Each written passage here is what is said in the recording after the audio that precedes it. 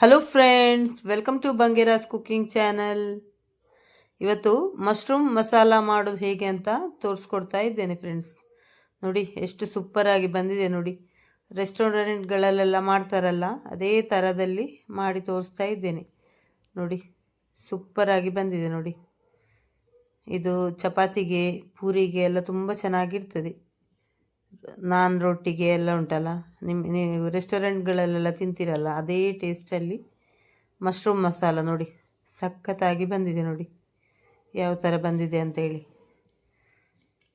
ಸೂಪರಾಗಿರ್ತದೆ. ಒಮ್ಮೆ ಟ್ರೈ ಮಾಡಿ ಫ್ರೆಂಡ್ಸ್. ಈ ಥರ ಮಶ್ರೂಮ್ ಮಸಾಲ ಹೇಗೆ ಮಾಡೋದು ಅಂತ ಹೇಳಿ ತೋರಿಸ್ಕೊಡ್ತೇನೆ. ನನ್ನ ಚಾನಲನ್ನು ಸಬ್ಸ್ಕ್ರೈಬ್ ಮಾಡೋದು ನೋಡ್ತಿದ್ರೆ ಸಬ್ಸ್ಕ್ರೈಬ್ ಮಾಡಿ ಫ್ರೆಂಡ್ಸ್. ಲೈಕ್ ಕೊಡೋದನ್ನು ಮರಿಬೇಡಿ. ವಿಡಿಯೋವನ್ನು ಆದಷ್ಟು ಪೂರ್ತಿಯಾಗಿ ಸ್ಕಿಪ್ ಮಾಡದೆ ನೋಡಿ ಫ್ರೆಂಡ್ಸ್. ನೋಡಿ, ನನ್ನ ಚಾನಲ್ನಲ್ಲಿ ಇನ್ನೂ ಬೇರೆ ಬೇರೆ ಬೇರೆ ಒಳ್ಳೊಳ್ಳೆ ರೆಸಿಪಿ ಎಲ್ಲ ಹಾಕಿದ್ದೇನೆ ಫ್ರೆಂಡ್ಸ್. ಚೆಕ್ ಮಾಡಿ. ಬ್ರೇಕ್ಫಾಸ್ಟ್ ರೆಸಿಪಿ ಮತ್ತು ಇದು ಫಿಶ್ ರೆಸಿಪೀಸ್ ಎಲ್ಲ ಹಾಕಿದ್ದೇನೆ, ಚೆಕ್ ಮಾಡಿ. ಈಗ ಹೇಗೆ ಮಾಡೋದು ಅಂತ ನೋಡುವ ಫ್ರೆಂಡ್ಸ್. ಮಶ್ರೂಮ್ ಮಸಾಲ ನೋಡಿ, ತುಂಬ ಸೂಪರಾಗಿ ಬಂದಿದೆ.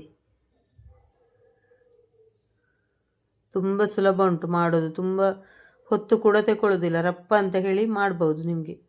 ನಾನು ತುಂಬ ಸಿಂಪಲಲ್ಲಿ ತೋರಿಸ್ಕೊಡ್ತಾ ಇದ್ದೇನೆ ಹೇಗೆ ಮಾಡೋದು ಅಂತ ಹೇಳಿ ನೋಡಿ. ಈಗ ಒಂದು ಕಡಾಯಲ್ಲಿ ನಾನು ತುಪ್ಪ ಹಾಕ್ಕೊಳ್ತಾ ಇದ್ದೇನೆ.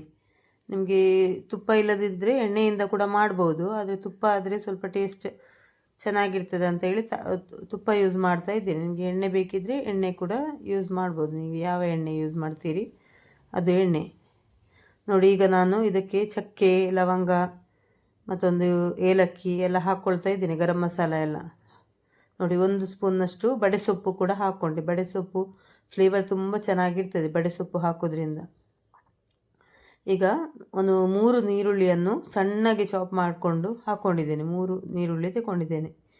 ಇದು ಚೆನ್ನಾಗಿ ಫ್ರೈ ಆಗಬೇಕು. ನೀರುಳ್ಳಿ ಹಸಿ ಸ್ಮೆಲ್ಲೆಲ್ಲ ಹೋಗಬೇಕು, ಸ್ವಲ್ಪ ಟ್ರಾನ್ಸ್ಪರೆಂಟ್ ಆಗಬೇಕು, ಚೆನ್ನಾಗಿ ಫ್ರೈ ಆಗಬೇಕು. ನೀವು ನೀರುಳ್ಳಿ ಚೆನ್ನಾಗಿ ಫ್ರೈ ಆದ್ರೇ ಟೇಸ್ಟ್ ಚೆನ್ನಾಗಿ ಬರೋದು. ಇದೆಲ್ಲ ಚೆನ್ನಾಗಿ ಫ್ರೈ ಆಗಬೇಕು, ಮಸಾಲ ಎಲ್ಲ ಚೆನ್ನಾಗಿ ಫ್ರೈ ಆಗಬೇಕು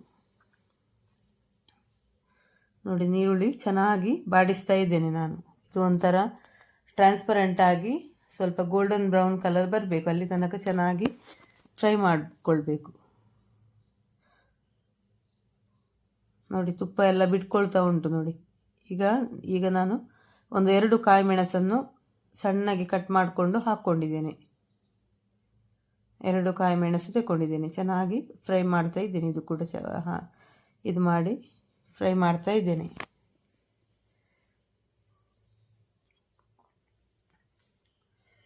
ನೋಡಿ. ಇದೆಲ್ಲ ಚೆನ್ನಾಗಿ ಫ್ರೈ ಆಗುವಾಗ ಉಂಟಲ್ಲ, ಅರೋಮಾ ಬರ್ತದೆ, ತುಂಬ ಸೂಪರಾಗಿರ್ತದೆ ನೋಡಿ. ಈಗ ನಾನು ಜಿಂಜರ್ ಗಾರ್ಲಿಕ್ ಪೇಸ್ಟ್ ಹಾಕ್ಕೊಳ್ತಾ ಇದ್ದೇನೆ ನೋಡಿ. 1 ಟೇಬಲ್ ಸ್ಪೂನಷ್ಟು ಜಿಂಜರ್ ಗಾರ್ಲಿಕ್ ಪೇಸ್ಟ್, ನನ್ನ ಮನೆಯಲ್ಲೇ ಮಾಡಿಕೊಂಡ ಜಿಂಜರ್ ಗಾರ್ಲಿಕ್ ಪೇಸ್ಟ್ ಎಲ್ಲ ಉಂಟಲ್ಲ, ಆದಷ್ಟು ಮನೆಯಲ್ಲೇ ಮಾಡಿದರೆ ಒಳ್ಳೆಯದು. ಇದರಲ್ಲೆಲ್ಲ ರೆಡಿಮೇಡ್ ಎಲ್ಲ ಸಿಗ್ತದಲ್ಲ, ಅಷ್ಟೊಂದು ಒಳ್ಳೆಯದಿರೋದಿಲ್ಲ. ಮನೆಯಲ್ಲೇ ಮಾಡಿದರೆ ಫ್ರೆಶ್ ಚೆನ್ನಾಗಿರ್ತದೆ ನೋಡಿ. ಜಿಂಜರ್ ಗಾರ್ಲಿಕ್ ಪೇಸ್ಟ್ ಎಲ್ಲ ಫ್ರೈ ಆಗುವಾಗ ಉಂಟಲ್ಲ, ಒಳ್ಳೆ ಒಂದು ಫ್ಲೇವರ್ ಬರ್ತದೆ, ತುಂಬ ಚೆನ್ನಾಗಿರ್ತದೆ ನೋಡಿ. ಚೆನ್ನಾಗಿ ಫ್ರೈ ಆಗಬೇಕು. ಈಗ ಒಂದು 3 ಟೊಮೆಟೊವನ್ನು, ಮೀಡಿಯಮ್ ಸೈಜ್ ಇದು 3 ಟೊಮೆಟೊ ತಗೊಂಡಿದ್ದೇನೆ, ಸಣ್ಣಗೆ ಚಾಪ್ ಮಾಡಿಕೊಂಡು ಅದು ಕೂಡ ಹಾಕ್ಕೊಂಡಿದ್ದೇನೆ. ಇದು ಕೂಡ ಚೆನ್ನಾಗಿ ಬಾಡಬೇಕು. ಈ ಟೊಮೆಟೊ ಎಲ್ಲ ಉಂಟಲ್ಲ, ಚೆನ್ನಾಗಿ ಬಾಡಿದ್ರೇ ಚೆನ್ನಾಗಿ ಬರೋದು, ಚೆನ್ನಾಗಿ ಬೇಯಬೇಕು. ಟೊಮೆಟೊ ಎಲ್ಲ ಸಿಗಬಾರ್ದು, ಚೆನ್ನಾಗಿ ಫ್ರೈ ಆಗಿ ಉಂಟಲ್ಲ ಅದು ಚೆನ್ನಾಗಿ ಇದಾಗಬೇಕು, ಬಾಡಬೇಕು, ಚೆನ್ನಾಗಿ ಬಾಡಿ ಬರಬೇಕು, ಅಲ್ಲಿ ತನಕ ಚೆನ್ನಾಗಿ ಬೇಯಿಸ್ಬೇಕು. ಇದಕ್ಕೆ ಈಗ ನೀರು ಹಾಕಿ ಉಂಟಲ್ಲ, ಸ್ವಲ್ಪ ನೀರು ಹಾಕ್ತೇನೆ ನಾನು. ನೀರು ಹಾಕಿ ಮುಚ್ಚಿಡ್ತೇನೆ ಬೇಯಲಿ ಅಂತೇಳಿ. ಟೊಮೆಟೊ ಎಲ್ಲ ಚೆನ್ನಾಗಿ ಬೇಯಬೇಕಲ್ಲ, ಅದಕ್ಕೆ ನಾನು ನೀರು ಹಾಕಿ, ನೀರು ನೋಡ್ಕೊಂಡು ಹಾಕಿದರೆ ಆಯಿತು. ಟೊಮೆಟೊ ಬೇಯಲಿಕ್ಕೆ ಎಷ್ಟು ನೀರು ಬೇಕು ನೋಡ್ಕೊಂಡು ಹಾಕಿ ಇದನ್ನು ಒಂದು ಸ್ವಲ್ಪ ಹೊತ್ತು, ಒಂದು 2-3 ನಿಮಿಷಗಳ ಕಾಲ ಮುಚ್ಚಿಡ್ತೇನೆ. ಇದನ್ನು ಚೆನ್ನಾಗಿ ಬೇಯಲಿ ಅಂತ ಹೇಳಿ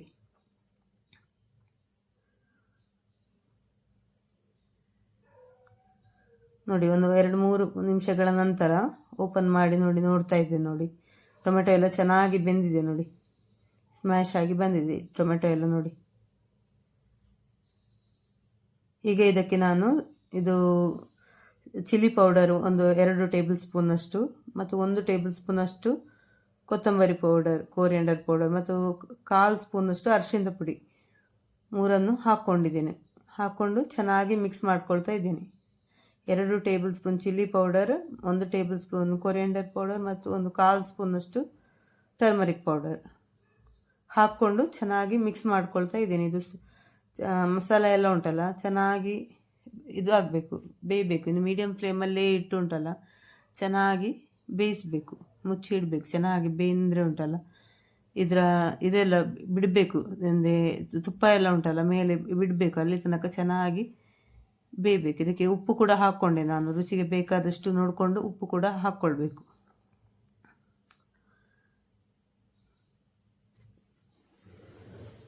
ತುಂಬ ಸೂಪರಾಗಿ ಬರ್ತದೆ ಫ್ರೆಂಡ್ಸ್. ನೀವು ರೆಸ್ಟೋರೆಂಟ್ಗಳಲ್ಲೆಲ್ಲ ತಿಂತೀರಲ್ಲ ಅದೇ ಟೇಸ್ಟಲ್ಲಿ ಬರ್ತದೆ. ಒಮ್ಮೆ ಟ್ರೈ ಮಾಡಿ ನೋಡಿ ಈ ಥರ ಮಶ್ರೂಮ್ ಮಸಾಲ.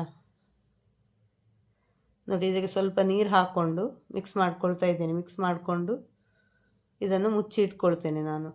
ಚೆನ್ನಾಗಿ ಬೇಯಲಿ ಅಂತ, ಮಸಾಲೆ ಎಲ್ಲ ಚೆನ್ನಾಗಿ ಬೇಯಬೇಕು. ನಾನು ಹೇಳಿದ ಹಾಗೆ ಅದರಿಂದ ತುಪ್ಪ ಎಲ್ಲ ಬಿಟ್ಕೊಂಡು ಬರಬೇಕು. ನಾನು ತುಪ್ಪದಲ್ಲಿ ಮಾಡಿರೋದಲ್ಲ, ತುಪ್ಪ ಎಲ್ಲ ಬಿಟ್ಕೊಂಡು ನೋಡಿ ಮೇಲೆ ಬಂದಿದೆ ನೋಡಿ. ಇಲ್ಲಿ ತನಕ ಚೆನ್ನಾಗಿ ಫ್ರೈ ಆದರೆ ಉಂಟಲ್ಲ ನಿಮ್ಮದು ಮಸಾಲ ಸೂಪರಾಗಿ ಬರ್ತದೆ. ನಿಮ್ಮದು ಮಸಾಲೆ ಎಲ್ಲ ಚೆನ್ನಾಗಿ ಬೆಂದಿದೆ ಅಂತ ಹೇಳಿ. ಈಗ ಇದಕ್ಕೆ ನಾನು ಗೋಡಂಬಿ ಪೇಸ್ಟನ್ನು ಹಾಕ್ಕೊಳ್ತಾ ಇದ್ದೇನೆ. ಗೋಡಂಬಿಯನ್ನು ಸ್ವಲ್ಪ ಹೊತ್ತು, ಒಂದು 10 ರಿಂದ 12 ಗೋಡಂಬಿಯನ್ನು ನೀರಲ್ಲಿ ಹಾಕಿ ಸ್ವಲ್ಪ ಹೊತ್ತು ನೆನೆಸಿ ಇಟ್ಟಿದ್ದೆ ನಾನು. ನೆನೆಸಿದ ಗೋಡಂಬಿಯನ್ನು ನಾನು ಗ್ರೈಂಡ್ ಮಾಡಿ ಪೇಸ್ಟ್ ಮಾಡ್ಕೊಂಡಿದ್ದೇನೆ. ಸ್ವಲ್ಪ ನೆನೆಸಿ ಪೇಸ್ಟ್ ಮಾಡ್ಕೊಳ್ಳೋದ್ರಿಂದ ಚೆನ್ನಾಗಿ ಬೇಗ ಪೇಸ್ಟ್ ಆಗ್ತದೆ ಗೋಡಂಬಿ. ಅದಕ್ಕಾಗಿ ಸ್ವಲ್ಪ ನೀರಲ್ಲಿ ನೆನೆಸಿ ಪೇಸ್ಟ್ ಮಾಡಿಕೊಂಡಿದ್ದೆ, ಅದನ್ನು ಹಾಕ್ಕೊಂಡಿದ್ದೇನೆ.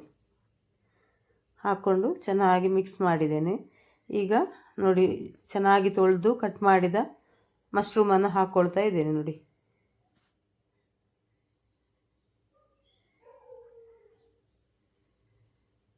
ನೋಡಿ, ನಾನೊಂದು 400 ಗ್ರಾಮ್ಸ್ನಷ್ಟು ಮಶ್ರೂಮ್ ತಗೊಂಡಿದ್ದೇನೆ.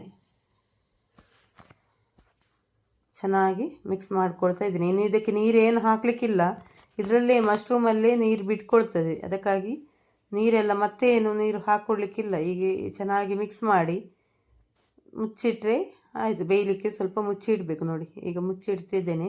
ಇನ್ನು ಇದರಲ್ಲೇ ನೀರು ಹಾಕ್ತದೆ, ಮಶ್ರೂಮಲ್ಲೇ ನೀರು ಬಿಡ್ತದೆ ನೋಡಿ. ನೋಡಿ, ಮಶ್ರೂಮಿಂದನೇ ನೀರು ಬಿಟ್ಕೊಂಡಿದೆ ನೋಡಿ. ಉಪ್ಪೆಲ್ಲ ಕಮ್ಮಿ ಇದ್ದರೆ ನೋಡಿಕೊಂಡು ಹಾಕಿ. ಉಪ್ಪೆಲ್ಲ ಕರೆಕ್ಟಾಗಿದ್ರೇ ಚೆನ್ನಾಗಿ ಬರೋದು. ಅದಕ್ಕಾಗಿ ಉಪ್ಪೆಲ್ಲ ನೋಡಿಕೊಂಡು ಹಾಕ್ಕೊಂಡ್ರೆ ಆಯಿತು ನೋಡಿ. ಕೊತ್ತಂಬರಿ ಸೊಪ್ಪು ಹಾಕ್ಕೊಳ್ತಾ ಇದ್ದೇನೆ ನಾನು. ಸ್ವಲ್ಪ ಸ್ಪ್ರಿಂಗ್ ಆನಿಯನ್ ಕೂಡ ಹಾಕ್ಕೊಳ್ತಾ ಇದ್ದೇನೆ. ತಂದದ್ದು ಇದ್ದದ್ರಿಂದ ಹಾಕ್ಕೊಳ್ತಾ ಇದ್ದೇನೆ. ಹಾಕಲೇಬೇಕಂತೇನಿಲ್ಲ, ನಾನು ತಂದದ್ದು ಇದ್ದಿದ್ದರಿಂದ ಸ್ಪ್ರಿಂಗ್ ಆನಿಯನ್ ಕೂಡ ಹಾಕ್ಕೊಂಡೆ. ನೀವು ಕ್ಯಾಪ್ಸಿಕಮ್ ಇದ್ದರೆ ಕ್ಯಾಪ್ಸಿಕಮ್ ಕೂಡ ಹಾಕ್ಕೊಳ್ಬೋದು. ನೀರುಳ್ಳಿ ಎಲ್ಲ ಫ್ರೈ ಮಾಡುವಾಗನೇ ಕ್ಯಾಪ್ಸಿಕಮ್ ಕೂಡ ಹಾಕ್ಕೊಳ್ಬೋದು, ಚೆನ್ನಾಗಿರ್ತದೆ ನೋಡಿ. ಚೆನ್ನಾಗಿ ಕುದಿಬೇಕು ನೋಡಿ. ರುಚಿಗೆ ಉಪ್ಪು ಕಮ್ಮಿ ಉಂಟಂತ ಹೇಳಿ ಮತ್ತೆ ಉಪ್ಪು ಹಾಕ್ಕೊಂಡೆ ನಾನು ನೋಡಿ. ಮಶ್ರೂಮ್ ಮಸಾಲ ನೋಡಿ ಎಷ್ಟು ಸಖತ್ತಾಗಿ ಬಂದಿದೆ ನೋಡಿ. ಮಶ್ರೂಮ್ ಮಸಾಲ ನೋಡುವಾಗನೇ ತಿನ್ನುವ ಅಂತ ಅನಿಸ್ತಾ ಉಂಟು, ಅಷ್ಟು ಸೂಪರಾಗಿ ಬಂದಿದೆ ನೋಡಿ. ಒಮ್ಮೆ ಟ್ರೈ ಮಾಡಿ ಫ್ರೆಂಡ್ಸ್. ಈ ಥರ ಮಶ್ರೂಮ್ ಮಸಾಲ ಹೇಗೆ ಆಗಿದೆ ಅಂತ ಕಮೆಂಟ್ ಮೂಲಕ ತಿಳಿಸಿ. Thank you friends.